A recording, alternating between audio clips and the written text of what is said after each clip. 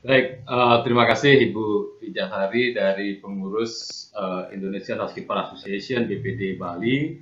Ya, tadi disebutkan Bu Vija adalah pengurus yang menangani bertanggung jawab terhadap digital sosial media yang dimana adalah posisi yang sangat strategis dan penting sekali dalam sebuah eksistensi asosiasi. Jadi sebelum saya melanjutkan, izinkan saya menyampaikan salam umat sebagai rasa syukur kita, menyampaikan doa kadapan Tuhan Maha Esa Ida Sang Hyang Widi melarapan antuk pangasukaro Om Swastiastu.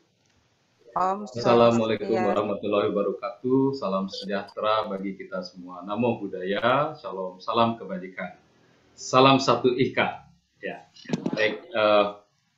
Terima kasih kepada Ika Bali yang sudah berinisiatif untuk menjemput bola dalam upaya kita bersama bagaimana menyiapkan sumber daya manusia bidang pariwisata khususnya di perhotelan di dalam menghadapi the next normal ya, karena new normal sudah kita masuki sejak pandemi ini. Di sini saya senang sekali bisa bertemu walaupun secara virtual ya. Yang terhormat panutan saya, senior saya dan tokoh kita bersama Bapak Nyoman Kargano. Salam hormat Pak Nyoman beserta rekan-rekan, tokoh-tokoh, sahabat Ika lainnya, Pak Wayan Seni, saya lihat ada di sini. Pak Tusan barusan masuk, saya lihat ada rekan-rekan lain, mohon izin saya tidak bisa sebutkan satu persatu, saya sudah melihat wajah Bapak Ibu, teman-teman semuanya. Jadi senangnya saya lagi yang kedua adalah kebetulan di 2021 kemarin kita tidak ada kesempatan untuk melakukan sharing session yang begini dari saya khususnya, karena setelah 2019 dengan transform leadership ketika itu saya bawakan, kayaknya itu adalah event offline terakhir sebelum pandemi ya untuk Ika Bali. Kemudian 2020 waktu itu kebetulan Pak Tusan yang mengeksekusi bersama tim, kita sudah melaksanakan juga secara virtual terkait dengan six step to new normal saat itu ya, sekitar bulan Mei kalau saya nggak salah. 2021 karena kita masih dalam kondisi volatil seperti itu, jadi memang belum sempat kita bertatap muka baik langsung maupun secara langsung melalui online ini. Nah, pada kesempatan ini izinkan saya setelah berkoordinasi dengan Ketua Ika Bali, Brother Cadi, jadi disetujui kita akan melaksanakan sharing session hari ini. Tujuannya adalah sekali lagi kami dan kita semuanya di industri perhotelan ini tetap mengupayakan semangat kebersamaan. Jadi antar asosiasi, antar profesi, selama dia di pariwisata, kita harus berupaya semaksimal mungkin. Dan kebetulan ini juga salah satu misi kami di National Tourism Professional Board atau NTPB di Kemenparekraf dalam kaitan bagaimana untuk bisa mengejawantahkan, menerapkan apa yang namanya ASEAN Emirati, ASEAN Mutual Recognition Arrangement for Tourism Professional. Ya, kebetulan di sini ada Pak Wayan Seni yang sangat menguasai hal itu. Jadi rekan-rekan di industri pun diharapkan terlibat secara aktif, baik secara personal melalui job performance maupun secara organisasi melalui program manajemen yang menjadi komitmen di manajemen perusahaan masing-masing tentunya. Kemudian izin saya sekalian untuk share screen ya. Kemudian yang berikutnya yang ketiga adalah Bapak Ibu rekan-rekan Ika Bali semuanya, momentum daripada pasca pandemi ini tentunya kita harus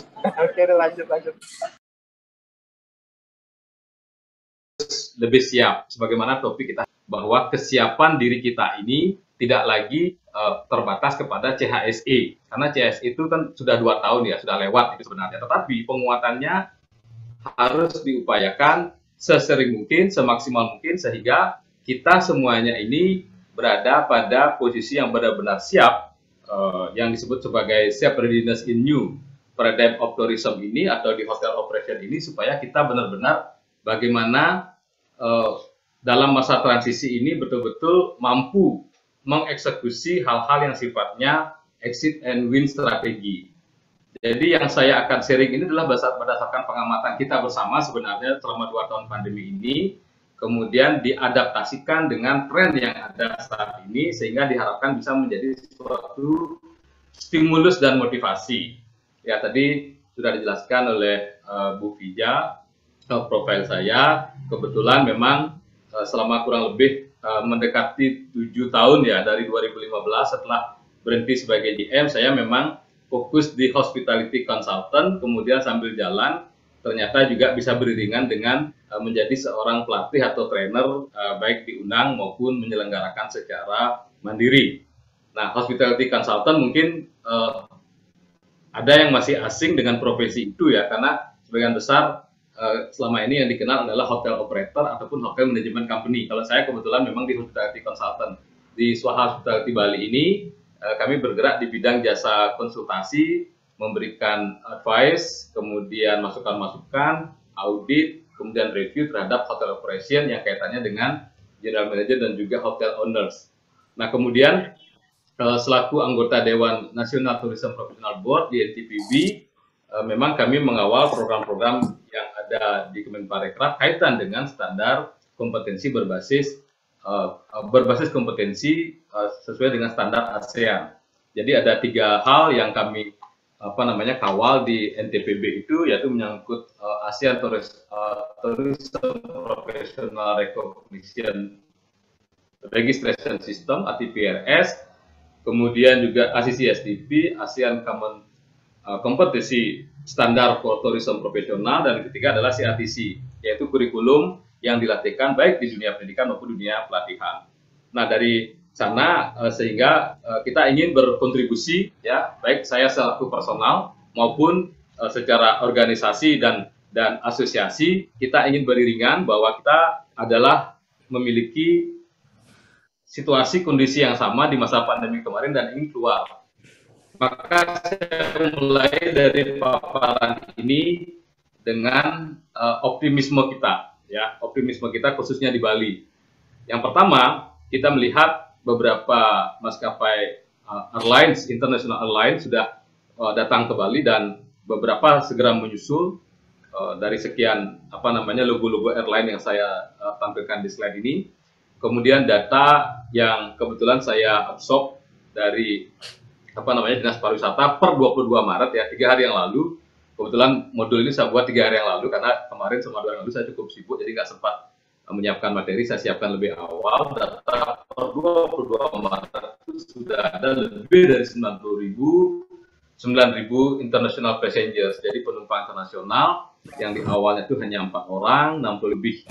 Kemudian VOA yang tadinya 23 negara, visa on arrival sudah dilakukan untuk 42 negara. Nah, kaitan dengan new paradigm ini adalah karena saya yakin banyak di antara kita menjadi sebuah pertanyaan, apakah optimis kita ke depannya? Di masa yang sekarang, volatile, uncertainty, kemudian kompleksitas dan juga ambigu ini, kita semua hidup dalam kondisi prediksi, ya, sesuatu yang predictable maupun unpredictable. Artinya apa? Optimisme kita landasannya adalah situasi terkini. Kita nggak bisa bicara long term. Kita nggak bisa bicara 3 tahun mendatang atau tahun depan seperti apa.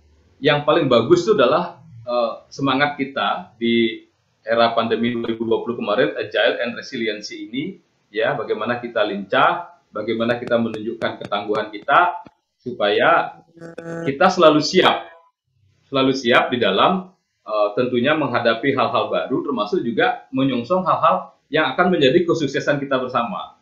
Nah, ini. Kemudian optimisme kita yang kedua, kalau kita melihat dari beberapa event yang akan dilaksanakan di Bali ya, sehingga ini kaitannya dengan readiness nanti. Kita harus ada modal ya, ada modal juga. Apa sih yang menjadi optimisme kita gitu ya. Nah, kalau dari segi event yang sudah berlangsung ini adalah yang di level 2 ya, yang di baris 2 ini, yaitu IPU, yaitu pertemuan antar parlemen dari 144 negara. Itu sudah berlangsung dan sudah selesai. Kemudian COFO Indonesia ini terkait dengan isu lingkungan, ini juga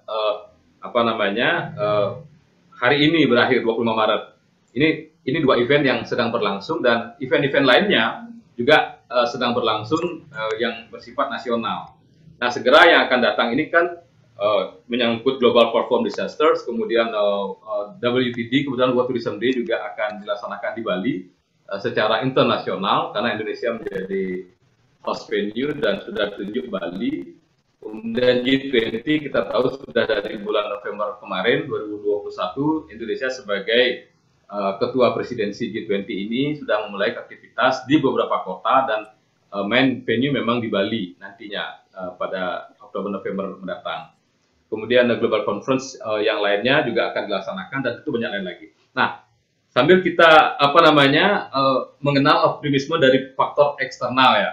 Kira-kira teman-teman yang hadir di Zoom sekarang ini mau nggak berbagi? Silakan di chat, diketik. Kira-kira optimisme Anda saat ini itu apa menghadapi pariwisata kita? Silakan balapan dalam hitungan 10 yang mau ngetik saya akan baca langsung. Apa sih optimisme kita di dalam menghadapi masa next normal sekarang ini gitu loh. Kalau dari eksternal kita sudah tahu. Belum ada yang mengetik. Apa yuk optimismenya? Sangat optimis Pak Dusan nomor 1 ini, luar biasa. Cocok jadi tokoh Pak Dusan. Sangat optimis tentu ya. Optimis yang lain misalnya, Pak saya sudah mulai menyiapkan 100 kamar lagi untuk dibuka Pak. Wah ini keren ya.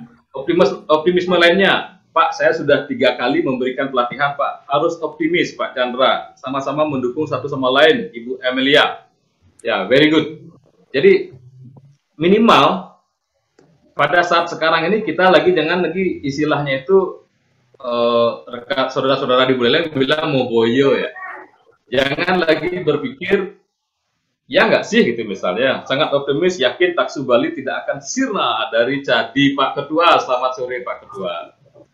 Akhir zaman bangkit pariwisataku. Nah kalau udah Pak Ketuanya bilang demikian ya kita pasti setuju lah, pasti dukung lah. Optimis diirangi semangat inovatif apa? Seni luar biasa. Baik, itu ya kira-kira optimisme yang kita bangun mulai dari diri sendiri. Nah di saat ini sekarang ini saya akan coba untuk menggali lagi. Supaya kita bisa masuk pada self readiness kita itu seperti apa. Yang tadi optimisme itu adalah fakta, ya. Apakah event internasional, kemudian juga update industri terkait dengan kedatangan international airlines dan juga international tourist atau passengers.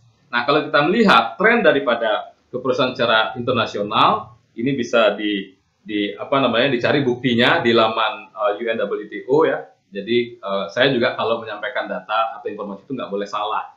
Jadi acuannya kebetulan dari PBB bidang pariwisata dunia menjelaskan bahwa yang pertama itu international travel restriction ini masih tetap akan berlaku. Jadi apakah kita sudah akan masuk ke endemi nantinya setelah pandemi ini? Yang jelas secara internasional orang berwisata itu akan tetap ada pengaturan dan peraturan sesuai dengan kebijakan negara masing-masing. Ini yang perlu disikapi. Ini trennya demikian. Kemudian yang kedua, masih swab atau tidak, kecenderungannya adalah COVID testing ini masih dibutuhkan di beberapa tempat. Artinya apa? Kalaupun Indonesia dan kita di Bali ini sudah sangat menurun kasus COVID-nya, kemudian penerbangan domestik sudah tidak menggunakan swab antigen lagi, kita harus tahu bahwa ketika kita menghadapi international tourist atau international arrival ini, maka negara sudah mengatur kebijakan sedemikian rupa, persyaratan-persyaratan dari segi medical, apakah itu menyangkut PCR negatif test, kemudian health insurance, kemudian 3 night booking in Bali yang di hotel yang sudah CSSA certified, kemudian juga harus mengikuti swab kedua pada hari ketiga. Nah ini yang perlu kita ketahui sehingga sebagai pelaku pariwisata khususnya di dunia perhotelan ini yang akan berinteraksi langsung dengan wisatawan, maka kitalah orang-orang garda terdepan terkait dengan how to build customer trust, membangun customer trust ini dengan penerapan protokol kesehatan dan juga standar CHSE yang sudah kita kuatkan sejak 2020 hingga saat ini. Kemudian yang ketiga, travel to more distant destination akan menjadi tren. Artinya apa? Kalau mereka datang ke Bali cuma untuk 4 malam, balik lagi, mereka rugi. mereka akan berpikir dari Bali akan ke Lombok, biar dapat lihat Mandalika, dari Bali mereka akan datang ke Jogja, biar bisa melihat heritage di sana. Ya kurang lebih akan lebih lama dan lebih panjang perjalanan dan juga waktunya. Kemudian green travel juga akan menjadi tren, karena kalau tahun lalu saya sempat memprediksi Newa Tourism itu ya, nature, eco, wellness, dan adventure tourism sebagai respon terhadap people behavior change, bahwa orang itu lebih mengedepankan kesehatan, kebersihan, keamanan, keselamatan ya. Kemudian dipadukan dengan program Kementerian Pariwisata Ekonomi Kreatif atau pemerintah Indonesia, maka lahirlah standar CHSE. Nah, ini yang menjadi landasan kita juga dalam merespon people behavior change untuk new future tourism trend. Nah, kemudian yang tidak kalah pentingnya adalah bagi properti-properti besar, apalagi yang sudah memiliki kerjasama dengan pihak-pihak terkait ya, yaitu bagaimana menerapkan experiential travel yang biasa sudah berjalan di Industrial Revolution 4.0 atau berwisata berbasis pengalaman ini ditingkatkan lagi menjadi adventure atau education adventure. Artinya apa? Tamu 2 tahun tidak bepergian dalam kondisi revenge tourism seperti sekarang, wisata balas dendam ya, 2 tahun tidak bepergian, diharapkan tamu ini mendapatkan added value yang lebih memorable. Ya, kalau shopping itu based on buying power. Kemudian kalau length of stay itu berdasarkan ketertarikan. Nah, harapannya adalah dari PBB memprediksi trennya itu adalah adventure, education venture ini bagaimana tidak hanya berpengalaman atau experiential travel, tetapi juga teredukasi terkait dengan kondisi lokal. Ini menarik buat kita di Bali, khususnya yang kita memiliki nilai kearifan lokal sangat kaya dan sangat luhur ini. Bagaimana kita tidak merubah produk destinasi kita seperti kota-kota besar, Surabaya, bahkan Singapura, tetapi tetap dengan basis alam, tradisi adat budaya ini harus menjadi jiwa atau spirit bagaimana kita mengakselerasi kepariwisataan ini ke depannya. Ya. Nah, kemudian travel purpose dapat